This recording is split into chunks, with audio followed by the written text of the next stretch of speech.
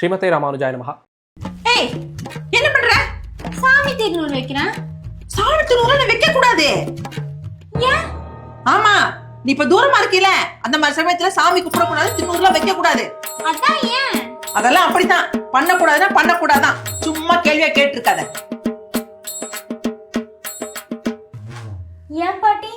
சாமி படத்துல இருக்கிறதும் ஒரு பொண்ணு தானே, அது பீரியட்ஸ் ஆச்சுன்னா கோவில் தூக்கி வெளியே வச்சிருவாங்களோ? அடி கழுத போட்டனா. இந்த பொண்ணு நியாயமா தானே கேள்வி கேட்கறா. இதுக்கு என்ன பதில்? பொண்ணு கேட்கிற கேள்வி நியாயம் தான். உங்க குடும்பங்கள்ல கூட குழந்தைகள்லாம் இப்படி கேள்வி கேட்கலாம். இதுக்கெல்லாம் என்ன பதில்? ரொம்ப சிம்பிள். நம்முடைய சனாதன தர்மத்துல அடிப்படையில 3 விஷயங்கள் இருக்கு. சுர, நர, அசுர அப்படின்னு சொல்லுவோம்.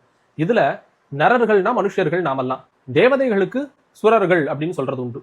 பொதுவா தேவதைகள்னா மனுஷ அன்னத்தை சாப்பிடாததுனால அவர்களுக்கு வியர்வையோ இல்லைன்னா தோல்ல சுருக்கம் வருது, மலமூத்திர விசர்ஜனங்கள் கழிவு வருது, இல்லைன்னா வயசாகிறது, இந்த மாதிரியான பிரச்சனைகள் கிடையாது. மனுஷர்களுக்கும் அவர்களுக்கும் வாழ்நாட்கள் ஆயுட்காலம் வேணா மாறுபடலாமே தவிர அமிர்த பக்ஷணம் பண்றதுனால மனுஷர்களுக்கு இருக்கிற மாதிரி இந்த உபாதைகள் அவர்களுக்கு கிடையாது. சாமானிய தேவதைகளுக்கே கிடையாதுன்னா மகாலட்சுமி தாயார் அப்படிங்கிற பரம்பொருளான ஸ்ரீமன் நாராயணனுடைய பத்னி, அஸ் ஈஷானாம் ஜெகதோ விஷ்ணு பத்னி அப்படின்னு வேதங்கள்லாம் கொண்டாடுற ஜெகத்துக்கே ஈஸ்வரியான மகாலட்சுமி தாயார். சர்வ நிச்சயமா அவளுக்கு இருக்க போறது இல்ல. இன்னொரு விஷயத்தை கவனிக்கணும். இந்த பாட்டி சின்ன வயசா இருக்கும் போதும் மகாலட்சுமி தாயார் இப்படிதான் இருப்பா. இந்த பாட்டிக்கு 90 வயசு 100 வயசு ஆனாலும் மகாலட்சுமி தாயார் அப்படியே தான் இருப்பா. ஏன் பாட்டி, நீ சின்ன வயசா இருக்கும் போது மகாலட்சுமி இப்படி இருந்தா சரி, இப்போ உனக்கே 90 வயசு ஆச்சு, லட்சுமியும் வயசான பாட்டி மாதிரி தானே இருக்கணும். அந்த லட்சுமி மட்டும் எப்பயும் ஒரே மாதிரி இருக்காளே. அதனால மனுஷர்களுக்கு இருக்கிற மாதிரி தேவதைகளுக்கு இந்த பிரச்சனை கிடையாது அப்படிங்கிறத பாட்டி பேத்திக்கு சொல்லி புரிய வைக்க வேண்டியதுதான். ஸ்ரீமதே ராமானுஜாய நமஹ.